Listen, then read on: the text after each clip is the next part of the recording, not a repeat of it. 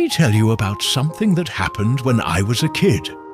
A moment that my grandpa taught me one of life's most valuable lessons. It was a busy Saturday morning at our local diner, and I was there with my grandpa for our weekly breakfast tradition. That day, a man walked in wearing tattered clothes. His hair was messy, and he had this worn-out backpack. I remember whispering to my grandpa, "He looks scary." My grandpa just smiled and kept sipping his coffee. As we sat there, the man took a seat at the counter. Some people moved away, others whispered, and the waitress seemed hesitant to serve him. But then something unexpected happened. The man pulled out a wallet, and from it, he took out several $100 bills. He announced to everyone that he wanted to pay for everyone's breakfast in the diner. The silence in the room was deafening.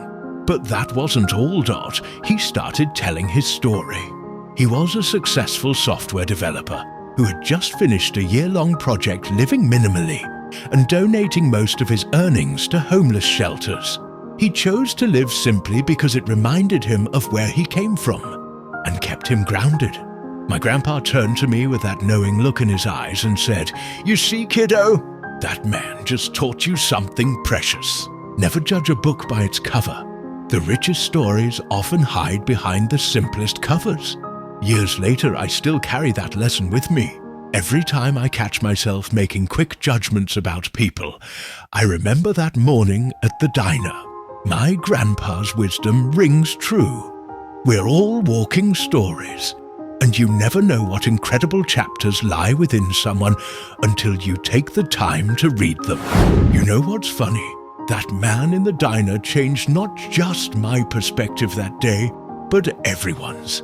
The same people who were whispering about him earlier were now sharing their meals with him, listening to his stories and learning from his experiences.